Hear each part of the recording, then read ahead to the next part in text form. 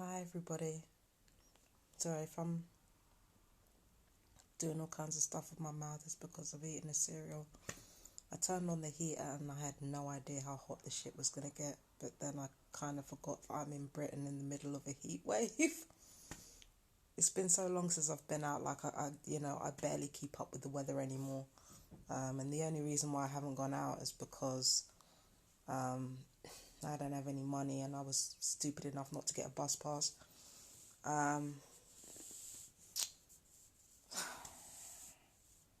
Yeah, so what was I going to talk about? Yeah, I was just going to give an update generally on my gang stalking situation. I still do get electronic torture here and there. I do get spying people. I do get spying, but everything here at the moment, it's going through a low level phase. It'll kick up again like around like September, October. It'll kick up again most likely. It usually does with me, like kicks up in the winter because that's when I'm most vulnerable. But for right now, nothing really is happening in terms of gang stalking apart from like lower level stuff. Like, there's nothing to write home about really. I think that either the landlords, the original landlords when I moved here, have either sold or are thinking about selling. Um, and I think what's actually happened is that I might be like the only person here who doesn't own a business or something. I don't know. I don't know who's moved into upstairs. I don't know if anybody's moved in upstairs yet.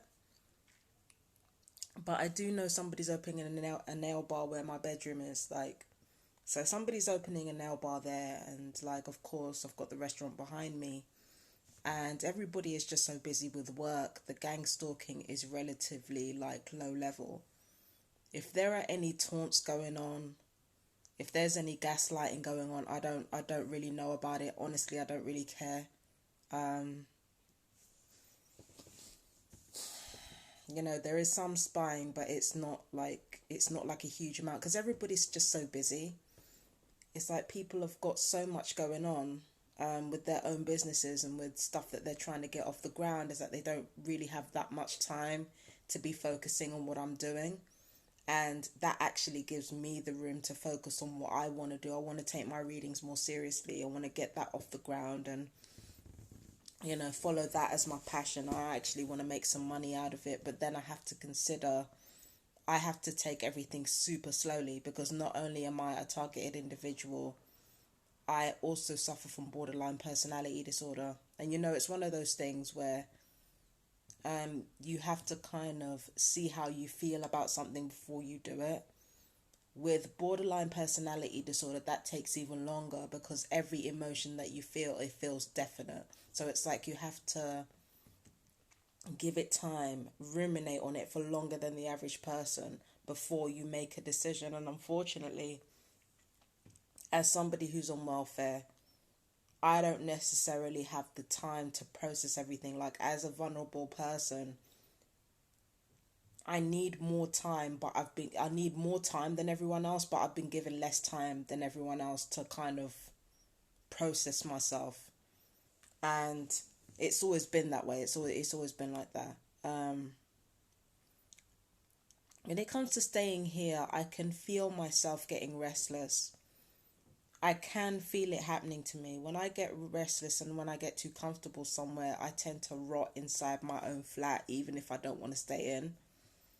I tend to kind of stay in my own flat all the time, or, you know, I mean, right now it's because I don't have any money, but this is a habit it's kind of become a habit of mine anyways. When I get too comfortable somewhere, I tend to go into hermit mode and just seclude myself away for long periods of time, even when I don't want to do it. And for me, if I'm secluding myself away and I'm not talking to anybody and I'm spending more and more time on my own, that's usually a sign that I'm getting too comfortable and that I'm probably not going to progress in the way that I want to if I'm too comfortable, or, if I'm too comfortable somewhere. So You know, usually what follows is me thinking out loud for hours and stuff like that. And I'm thinking, like, before I even get into doing all that, let me just record myself on my phone. Let me just make a few videos. You know, let me just read. Let me just do readings. So I talk, but it's like me talking and me thinking, it has a focus now. It's not the same anymore. So, you know, I talk too much when I'm in my home for too long, and I think too much, and things just ruminate over and over again. So I'm in that phase of my life now where I'm just getting too comfortable with things. So at this point, I don't know if, you know, for the time being, I think I'm secure because of the contract, but I don't know what my landlords want to do after the contract. If it's decided that they don't want me here, then at least I have at least 4 more months before I find somewhere else. So if it comes to December and they decide they don't really want me here and that they don't want another 6-month contract with me, then what could possibly happen is that apparently you need to wait like a year before you can find, like, you know, before the council will pay your deposit to find another flat. So that means like 2 months living in a hotel or something, or 2 months living in another hostel. Just 2 months, mind you, like not fucking 6 months like last time. So that means only 2 months before Brighton Council have to find me somewhere again. It might even take longer than that. So by the time Brighton and Hove find me another place, I may not have to pay that deposit. Do you understand what I'm saying to you? Either way, if they want me out of here at the end of the 6 months, first of all, they have to give me 4 months notice before they can just say it, hey, we want you out, we don't want you here anymore, because of the laws, right?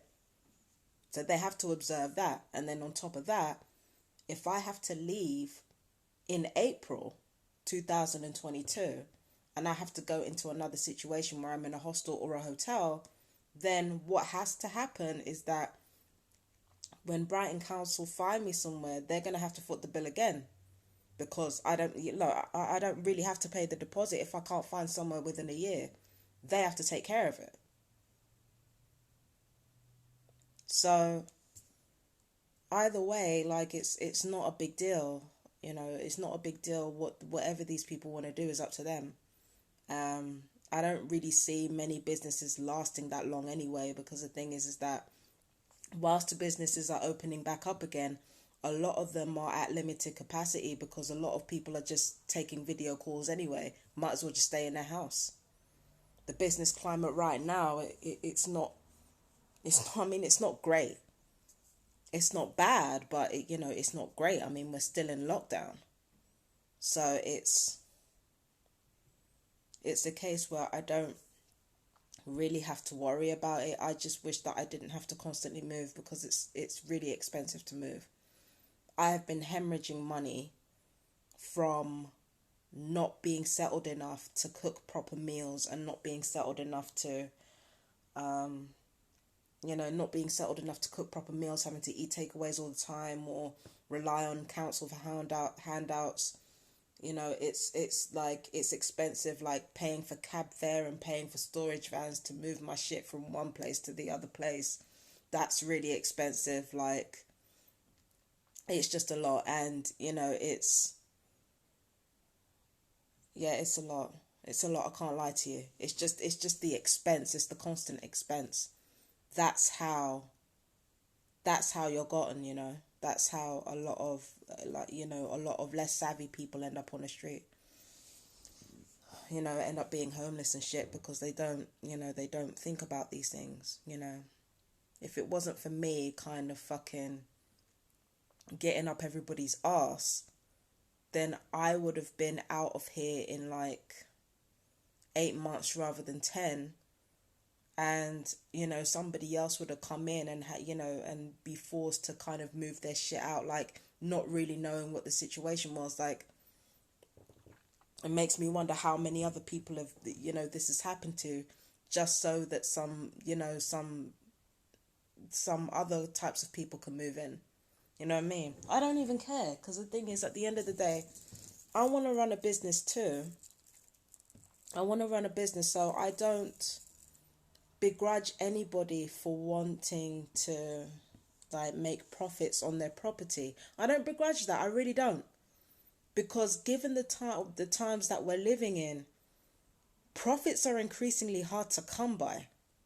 So if these people are trying to get me out in order to, because they think they can get some money out of it, I'm not even mad. I'm sorry, I'm not even mad, because I'm trying to get on my grind.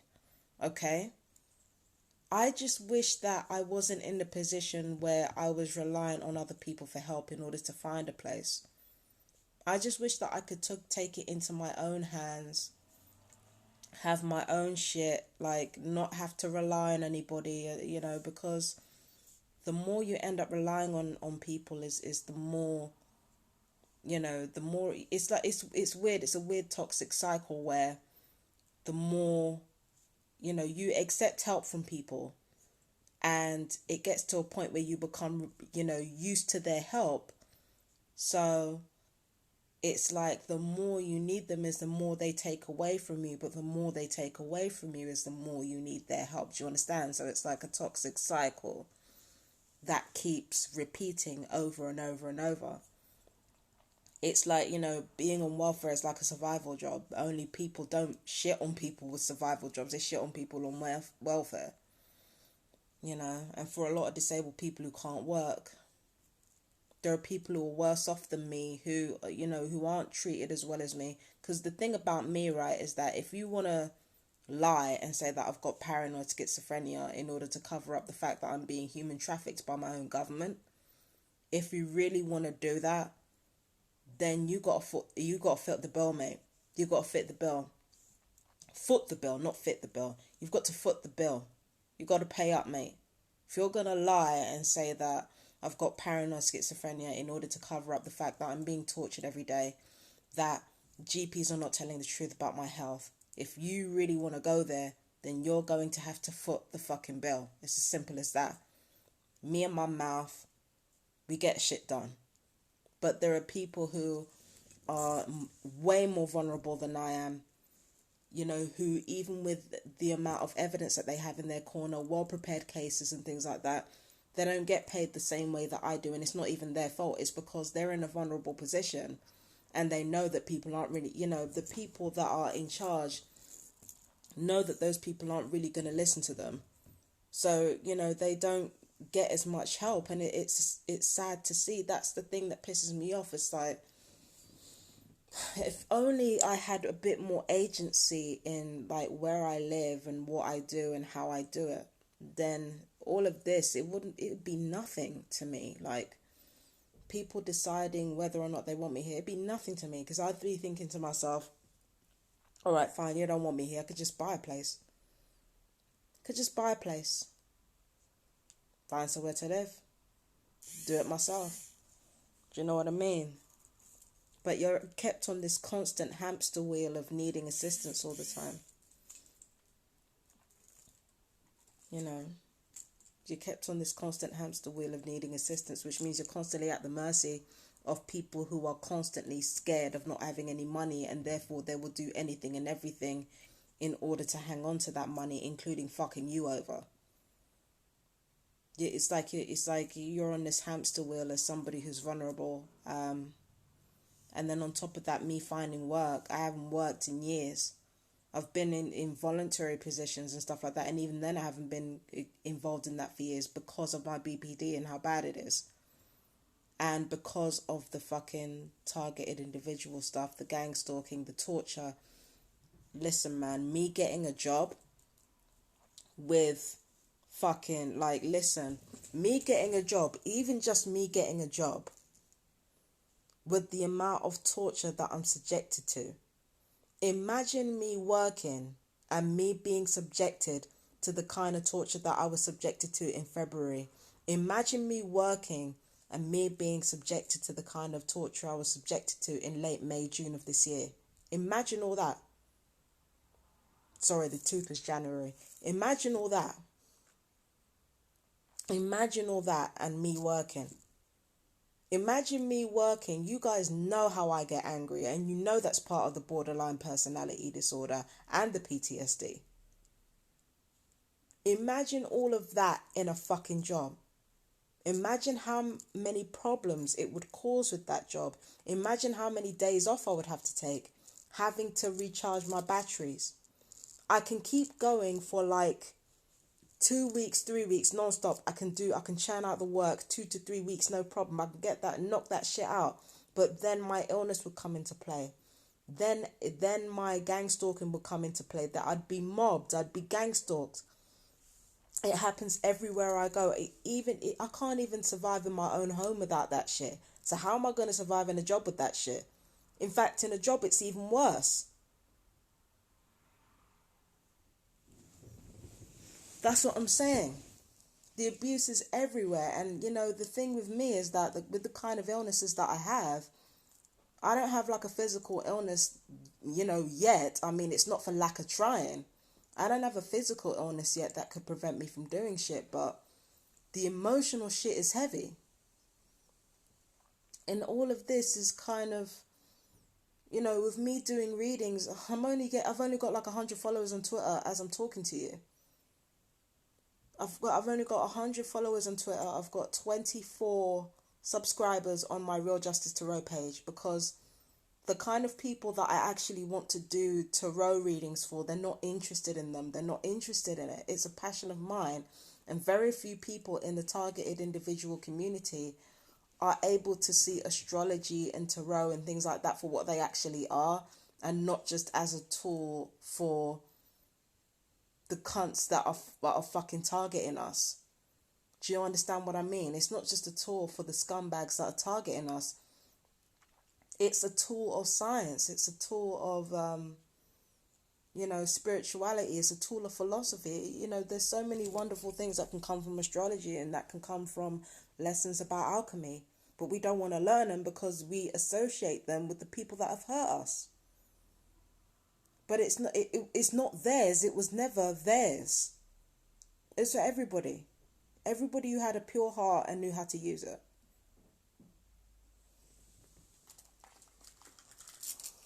But I'm only getting 24 subscribers. As I say this, might go down to 23. My numbers go up and down. I've got 100 subscribers on my Real Justice Tarot page. Even the 353 subscribers I've got on my Fabulous D page. I have been on YouTube in earnest since 2014. And I've got 300 subscribers. To be on YouTube for that many years, doing as many videos as I had, and have 350 odd fucking subscribers, that is nothing. That's nothing.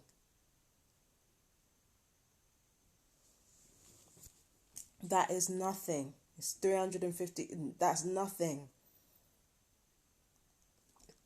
And I've been, Real Justice Tarot. I've been on that since last year. I've been on Real Justice Tarot since last year. I only got 24 subscribers. That is nothing. And as much as I value the people who have subscribed to me, as much as I appreciate their input, appreciate the fact that they're there in the first place, it's not a lot. And as of this moment, I don't know how to market myself in a way that will help me get ahead, whilst still keeping the truth about my targeting intact. Because the truth of the matter is that, let's just say for argument's sake, I become more successful.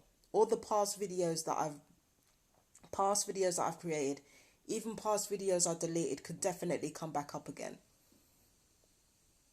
And I'm going to have to think about how I can spin the person that I used to be. I mean, no, it's still me. It's still me. I was that person then, I'm that person now.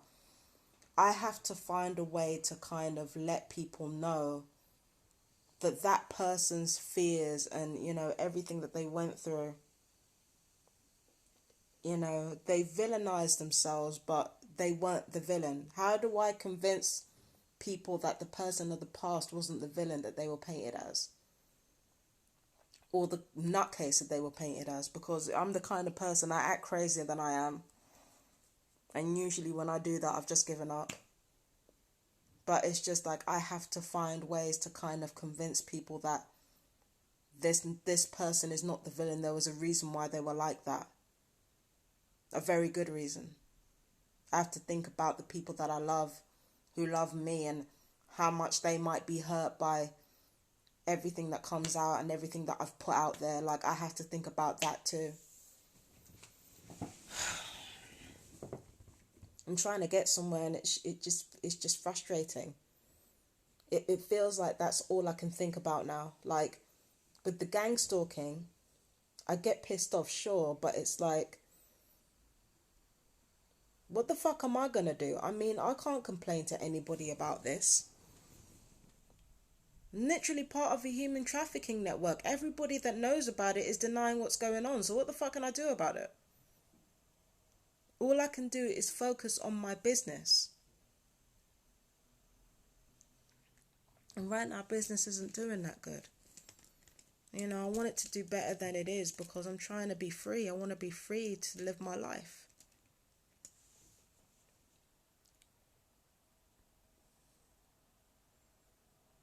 I don't care what these people do. If they want me out, I don't care.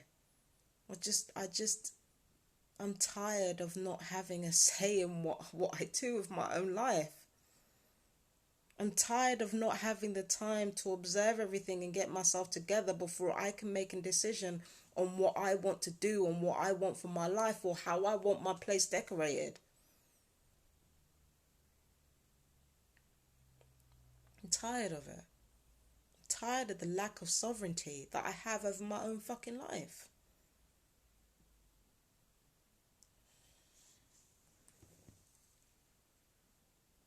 That's all I want, just some control over my own life. All I want is control over my own life. I don't just want to live beautifully, I want to live independently too. That's what I want.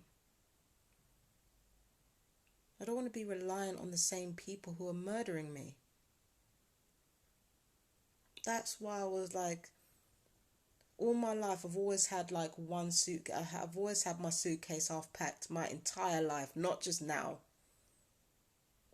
I've always had a suitcase half packed, ready to run, because the thing is that people do not give me fucking time.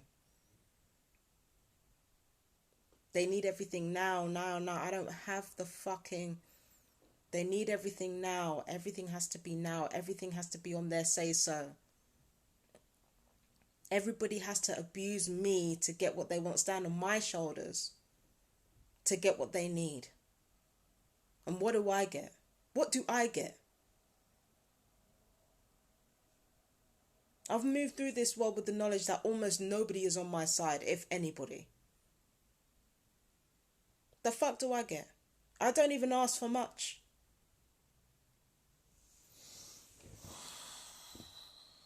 I don't even ask for much. I can't even ask for people not to torture me.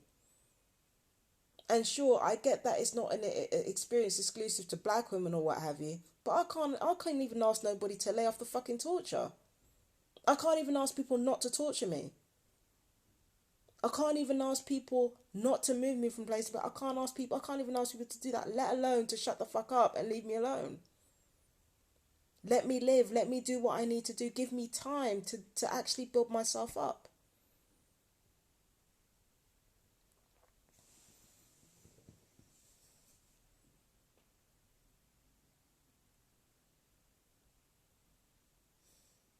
Sick of this shit.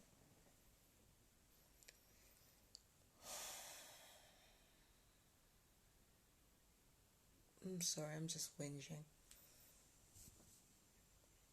Gangstalking's been quiet, like I said. There's not much going on. Just beyond the usual stuff. It gets annoying, but yeah, I mean, they use their gaslighting tactics, and it's like I heard it all before. Like, nothing new to say. They never have anything new to say. I'm focused on something completely different now. I just realised that everything that I was saying was right. the thing about being mentally ill is that you go through a period of, not through a period, but you go through a period of completely losing it. And then you go through a period of hypersanity. When a mentally ill person is connected to the astral realm, and you know, the prophecy is revealed to them in pictures, what happens after that is that they go through a period of hypersanity where they don't just see into the irrationality of themselves, they see into the irrationality of other people, because madness recognizes madness. So mentally ill people have this way of understanding a person's core irrationalities long before the so-called sane person does. That shit is to help us survive. Because when you're in a world where you're mentally vulnerable and you can't trust your own mind, your cognitive abilities have to be on point. Basically, the emergency button on your brain is clicked. And you're mentally ill, you have to be hyper mental, hyper sane, in order to be able to navigate daily life, just to get through daily life long enough to look after yourself, take care of yourself, go out every day, you know, do work. That hyper sanity that most people call intelligence, world conquering intelligence, is just there to help us survive and help us navigate life. I haven't bought a house, I haven't had a career, because I've been too busy trying to fucking survive. That's what my intelligence is for. That's what my hypersensitivity is for. My hyper sanity is for. That's what it's for, to survive. Because everybody else is too caught up in their own irrationality to listen.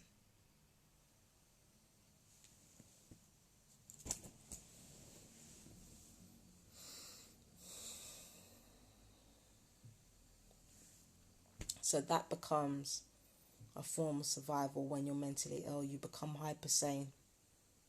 And you have to see through other people's bullshit as well as your own. And it's not so you can hurt them, and it's not so you can cause them pain, but it's so you can survive, because you're already mentally vulnerable. And there are snakes everywhere.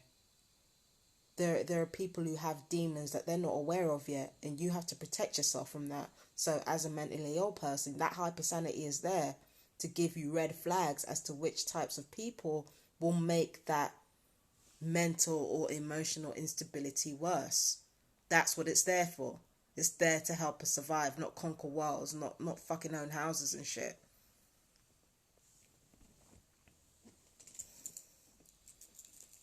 You know, that's what my hypersensitivity was there for. It wasn't to take over shit. It was just to survive.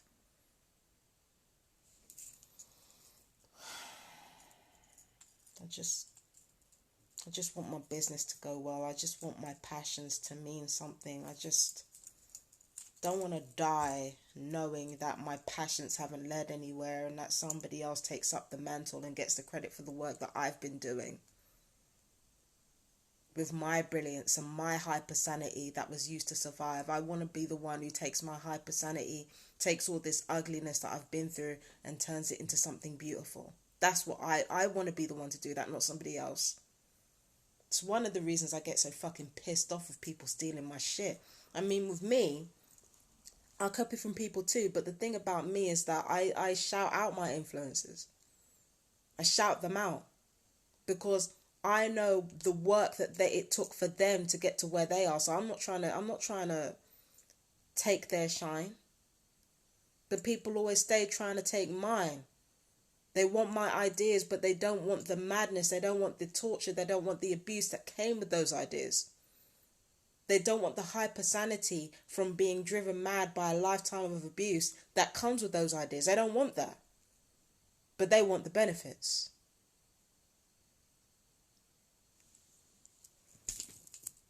They want the benefits. They want the benefits, but they don't want the pain. They will leave us alone to deal with that. Not with that shit.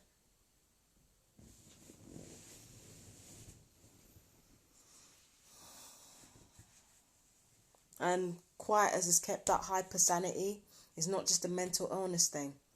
It's for anybody who goes through marginalization and abuse. They have to be hyper sane in order to keep up with the violence and the stupidity that everybody else has forced on them. Hypersanity, that's what it's called.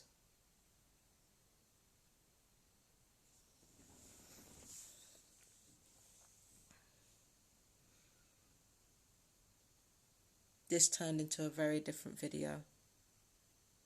This turned into a very, very different video. This is not what I intended at all, but, you know, that's what happens, like, when I'm fucking stuck indoors for too much time to think, man. Too much time to think, too much time to process.